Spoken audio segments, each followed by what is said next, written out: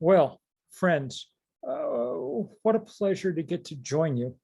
And and as always at this time of year, uh, it's a moment to think seriously about where we are and who we are, not just in personal terms, but in the ways that plays out in the world around us. And of course, the most visible way that that's playing out in the 21st century is with the rapid heating of the earth that God gave us. And that's that's the deepest crisis that human beings have ever stumbled into, and one that we now have to move with extraordinary speed to get out of. I know that you know all of this in some level, so I apologize for going over it yet again, but it's worth understanding the scale and the pace of the crisis we're in, so we can understand the scale and the pace of the necessary solutions. Things are very out of control now. The stuff that some of us have been warning about for 30 years or more is now no longer a warning. It's the stuff of everyday headlines. 2020 was the warmest year that we've ever recorded on the planet. July 2021 was the hottest month we've ever recorded on the planet. That kind of extra heat is beginning to wreak havoc on the most fundamental systems of our Earth. We've lost now about half the sea ice in the summer Arctic, which is bad in part because it just amps up this reaction. The nice white ice that used to serve as a mirror to reflect the sun back out to space is now mostly blue water that absorbs that sun's heat. But it also begins to make other enormous transformations. The jet stream, which is the way that the atmosphere redistributes heat, one of them around the planet, is no longer functioning the way that we're used to it functioning. Because the Arctic Ocean is so much warmer, the differential between it and the equator is much less, and hence the jet stream acts in very odd and funky ways, getting very stalled and producing these long periods, depending where you are, of drought or of flood. Now there are, especially this year, very worrying signs that the Gulf Stream, the kind of marine equivalent of the jet stream, is also beginning to stall because of all that fresh water pouring into the Arctic Ocean off the ice sheets of Greenland or out of the melting pack ice in the Arctic. If we're disrupting the biggest systems on Earth, the jet stream, the Gulf Stream, obviously it's going to have enormous implications for human beings, and it already is. We see enormous increases, obviously, in wildfire, because as warm air holds more water vapor than cold, we get increased evaporation, and with it drought. And when that drought coincides with heat and with some kind of ignition source, well, we get these spectacular fires with which you're all too familiar. The ones that are assuming a size and magnitude we've never seen before on this planet. California has obviously suffered badly from these, but those are by no means the biggest fires on the planet. The worst are burning in Siberia, in the boreal forest of the north, some of them much larger even than the giant fires that afflict the Sierras, and pour huge amounts of carbon into the atmosphere and take down forests that were operating as sinks for carbon. Once that water is evaporated into the atmosphere, it's going to come down. And that's why we see these record rainfalls and rainstorms month after month after month all over the world.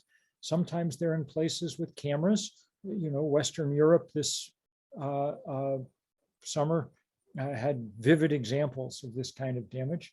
And very often they're in places with many fewer observers, at least connected to our information systems. So in Africa or in Asia, which is a good reminder to all of us, or should be, that climate change is also the most pervasive justice issue that we've ever come up against on this earth. The iron law of climate change is the less you did to cause it, the sooner and the harder you get hit, We got a perfect example of that last year. We had the worst hurricane season in the Atlantic that we've ever had, more than 30 named storms. In fact, we ran out of letters of the alphabet, and so we were plunged into the Greek alphabet. As with the variations to COVID, we're getting a good education in Greek these days as our troubles deepen. Hurricanes Eta and Iota crashed into Central America in November. They were big storms for late in the year, Category 4, Category 5. They hit within 10 miles of each other, 10 days apart, and they did extraordinary damage, not that we really noticed because they weren't in the US, but the figures are startling. We think the economic damage in Honduras was equivalent to about 40% of GDP. The biggest storm ever to hit the US, Katrina, did damage equivalent to about 1% of our GDP. So obviously there are lots and lots of people on the move from Honduras and Guatemala now. How could there not be? You can't farm if there's a foot of sand now on top of your field, or if the bridges and roads you needed to get to produce to market are gone. When those refugees arrive at our border, I cannot tell you what their legal status will be. It's taking a long time for the world's refugee laws to begin to catch up with the climate crisis. But I can tell you what their moral status will be. Nobody in Honduras or Guatemala did a damn thing to cause the climate crisis. Per capita terms, they're rounding errors in the calculation. But those of us in the US, the 4% of us who live here, have produced about 25% of all the carbon in the planet's excess carbon in the planet's atmosphere. So, you know, if there's a huge flood of some place and it kills 1,000 people, you know, the sort of basic moral math is that something like 250 of them are on us, you know. That's uncomfortable to hear, but it's what we need to keep in mind, because we're going to need not only new sources of energy, we're going to need new ethic of solidarity to deal with the enormous changes that we've already waited too long to do anything about. Now, the first task is to limit how high the warming will get. So far, we've increased the temperature of the planet 1 degree Celsius, and that's caused all the trouble that I've described already. 1 degree Celsius turns out to be a lot. In other units, each day, the excess heat that we trap near the planet's surface because of the coal and oil and gas that we've burned is the heat equivalent of about 400,000 Hiroshima-sized bombs. So 400,000 of those every day. That helps explain the scale of the changes that we're seeing. But we're on a path to raise the temperature of the planet 3 degrees Celsius or a little more, even if we kept the promises that we made in Paris. If we do that, and so that's the heat equivalent of more than 1 million Hiroshima-sized bombs a day, the chances that we'll be able to have civilizations anything like the ones we're used to are very, very slim. That's too much chaos, too much flux, too much change in too short a period. You know, just to give you one example, the UN High Commissioner on Refugees indicates that we could expect in an unchecked global warming scenario as many as 1 billion climate refugees this century. So think about the blood-soaked century that we just came through, the 20th century, and think about how many refugees it created, and then multiply it by an order of magnitude, by 10 times, and try to figure out how we survive as a planet. Think of the difficulties that we're having evacuating even a few tens of thousands of people from Afghanistan with all the airplanes and money that one could imagine. So the job of human beings is not to stop global warming. Sadly, it is too late for that. It's to figure out how to hold that temperature increase to 2 degrees Celsius, or maybe a little less, maybe 1.5 degrees. That's what we promised to do in Paris, and it's what we have to do, and it's a very hard task. The world's scientists have told us what it entails. It entails cutting our emissions in half around the world by 2030 which is now just over 8 years away. That's a very hard task, as big a task as human beings have ever taken on. Let me tell you the two reasons not to be optimistic, but to have at least some hope that it's not beyond our capacity to do it. The first is that the spirit of human ingenuity has, as it often has, produced great marvels. The engineers and scientists in the last decade have cut the cost of solar power and wind power by 90%. It's now the cheapest form of power around the world. And it's literally, I think, a miracle. I mean, we talk about miracles easily, and we, when we think about them, we think about things like, lamps burning for 8 days or whatever it is. But it's pretty much a miracle that you can point a sheet of glass at the sun, and out the back comes light and cold and information and the other things that people take for granted as part of modernity. That we're now able to, I'm no theologian, but that we're now able to extract lots of energy from the general direction of heaven instead of the general direction of hell seems like a good advance. And we could be doing this. There's no longer a technological or economic obstacle to do it. Even the batteries to store that power get cheaper with each passing month. The question of why we're not doing it is, I'm afraid, not that complicated. Some of it's down to inertia. These are big, complicated systems, and none of us are rushing out to change the heater in our furnace in our basement or whatever it is.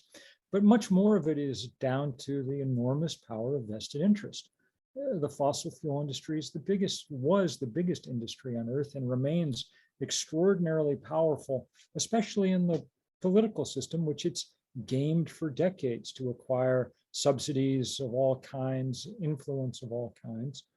And it is slow walking our response to this crisis. It's doing everything it can to keep its business model intact for another decade, 2 decades, 3 decades, even though their scientists have informed them time and again for decades that this comes at the cost of breaking the planet. That is obscene. And we cannot let them get away with it, which is why the other great development of the last decade has been the rise of big popular movements to try and counterbalance the power of the fossil fuel industry. I got to sort of help start some of the earliest of this work with 350.org, which I founded 12 or so years ago with 7 college students. And that's been great fun. We've organized demonstrations in every country on Earth except North Korea. And, we've had some wins, things like stopping the Keystone Pipeline, or this vast divestment movement that now is at about $15 trillion in portfolios and endowments that have divested from fossil fuel. But the best news has been to watch so many others flooding into this space, and the just explosion of movements, from Extinction Rebellion to the wonderful Sunrise movement of college age and older kids. Most beautifully, the rise of the high school and junior high school movement. It's exemplified by Greta Thunberg, and she's a remarkable human being, one of my favorite people on Earth to work with. I adore her. But she would be the first to tell you that the best news is that there are 10,000 Greta Thunbergs scattered around the planet, and they have 10 million followers. It's remarkable to watch it spread, and incredibly necessary. And all of us need to get in on this work. We're past the point, sadly, where we can substantially affect the math of climate change through individual action. I'm proud of the solar panels on my roof and the electric car that they connect to, but I don't try to fool myself now that this late hour, That's primarily how we're going to make the math work. It's too late to make the equation come out one Tesla at a time, one vegan dinner at a time. The job now for an individual is to be a little bit less of an individual and join together with others in movements large enough to make basic political and economic change. Some of this is happening through communities of faith. And I've been very happy to get to work with new and emerging groups like Dayenu in the Jewish tradition that are doing great work. And I'm now doing a lot of work trying to organize the one group that really hasn't done a good job of organizing in our society, which is older people like me. You know, our generations are about to be the first generations to leave the world a worse place than we found it. And that's a heavy legacy to bear. So we're starting a project we're calling Third Act, that's bringing together people from around the country to try and say, but many of us were around for the, for really interesting cultural transformations in our early years. Maybe our second act was a little more privatized, a little more consumer oriented. Now we emerge with skills, with resources, frankly, more than our share of resources, and we emerge with grandkids, and hence with a powerful incentive to do what needs to be done, not only to slow down climate change, but also to build the kind of fairer societies that can deal with, in some semblance, the trouble that we have coming at us. And I think that that's really, really important work of atonement. We have large debts to pay off. And one of the most important of those is this carbon debt that's accumulated in our lifetimes. If you're 80 years old, you've seen more than 80% of the carbon that humans ever emitted go into the atmosphere in the course of your life. All of us have contributed enormously to this for decades without knowing we were doing it. And then for the last 3 decades, despite knowing that we were doing it. And so we have an enormous debt to make up, but one that it's possible for us to do if we get serious about who we are and what it means to be a human being at this point in the 21st century. We face the greatest challenge that human beings have ever faced. And part of the reason that it's such a daunting challenge is because, frankly, we don't know if we can win. Most of the time, the challenges that we face are things that take a long time, and that we can come back to over and over again. As long as I've been alive, maybe as long as Reb Lerner has been alive, we've been talking about national health care, and we should have done it long ago, and lots of people have died or gone bankrupt because we didn't. But when the day eventually comes that we decide to do something about it, it won't have become harder to do because we delayed. Climate change is not like that. Nobody has a plan for refreezing the Arctic once it's melted. If we don't solve it soon, we will not solve it. Winning slowly is just another way of losing when it comes to climate change. And so I think that we are called upon to act, especially those of us who have some commitments to the ideas represented in the good book. I'm no theologian, as I say, but it doesn't take a great theologian to, all you have to do is crack the thing open at the beginning. I mean, the first page, which is probably more read than other pages of the Bible, is the first thing we're told to do is take good care of this place that we've been given. And we manifestly have not done that, and we manifestly better get at it. And the one advantage I think we have as people of faith is that perhaps we're allowed a little bit to hope that if we do everything we can, there are other forces at work in the universe that will meet us halfway. That's not an excuse for inaction. It's certainly not a smart thing or a moral thing to say God will do what God's going to do.